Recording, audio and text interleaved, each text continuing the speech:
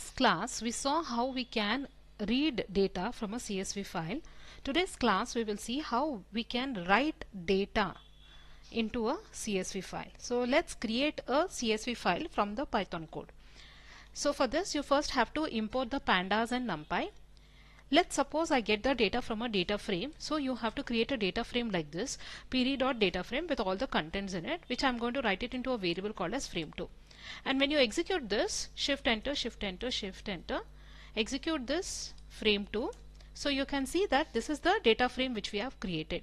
Now we want to write this data frame into a CSV file. So let's say I'll create a CSV file with the name ch05_20. If you go to the home page of Jupyter Notebook, there is no file with such name. Okay. So now when I execute this command, right, what I'm going to do here now is I want to write data into a CSV file. So what is this function? The function is called as to_CSV method. This method I have to call it under the data frame. Okay, the data frame we have created is frame2. So you say frame2 dot to_CSV, and the arguments you give the CSV file which you want to create. So let's say like ch05_20.csv. Now when you execute this and you go to the home page, you can see that that file is created. See, the CSV file has got created. Now in order to view the contents of this, you have to use the command read_CSV, which we saw in the last class. So to read the content, pd.read_CSV, and give the name of the file which is now created in our home page. Let's say I write it into a variable called as CSV frame2. Execute this. Now execute CSV frame2. You can see that this is the CSV file, right, which we have just created, and these are the contents. Okay, so this was a data frame and this is a CSV file. The difference between the data frame and the CSV file is the indexes and the headers have come by default. The indexes 0, 1, 2, 3 have come by default. Since headers were there for these columns, it is not replaced, but there was no header for this colors, so it has come as 0. Now suppose you don't want to give this default indexes and columns, so then what you can do is when you are using the to_CSV function, just make index and header as false. Okay. Now let me create a new file ch05_21 for the same data frame. But what is the difference now is I'm making the header and the index as false. Execute this. Now let's read this file and read this. See the difference. See, now a file called as ch05_21 should be created. See, it got created here. And when you view this, you can see that the default indexes 0, 1, 2, 3 and the column headers are now missing because I made the header as false.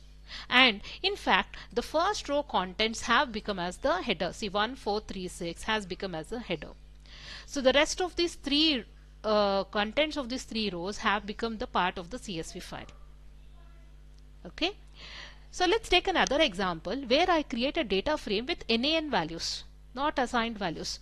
So let's create a data frame something like this, and you can see here I have so many values which are missing, which I have given as np.nan, and I have created a data frame. Just execute this. So this is a data frame created where I have some values which are missing, which I have given as NaN. So how do you read such data frame into a CSV file? Similarly you do it. Just use frame4, that is the name of our data frame, dot to_CSV, and write the name of the new CSV file. When you execute this, again a new CSV file should be created with these contents. See here, ch05_22.csv got created. Now let's read this CSV file. Execute. See, you can see that the CSV file has been created and these are the contents. And you can see, since I did not make index and header as false, default indexes and headers have come. Now coming to the point NaN. Now suppose you do not want to have NaN or some default values null over there. Then what you have to do is when you call the to_CSV function, then you specify, right, which value you want to have in place of NaN. So there is another option called as na_rep. So this option you just initialize to what values you want. Suppose I say NAAA, right, and then execute this. Now I am creating one more CSV file now for the same data frame, frame 4. The only difference is I want to override the NaN values. So with NaAA. So you can go to your home page and you can see the file, new file is created, new CSV file is created. Let's see the contents of this new CSV file. See, the contents of the CSV file is like this. What's the difference between this and this is here NaN is replaced with NaAA. So that's how this option NA_REP works. Okay, where you can replace the NaN values with any value of your choice. Okay, so just to revise, in today's session we saw how we can create CSV file and how we can write values into your CSV file from a data frame. So we created a data frame with some values and we used the to_CSV function to write the CSV file, and then we read the contents of this file using the command read_CSV. We also saw that you can have options of avoiding the index numbers, the default index numbers and headers by making it as false.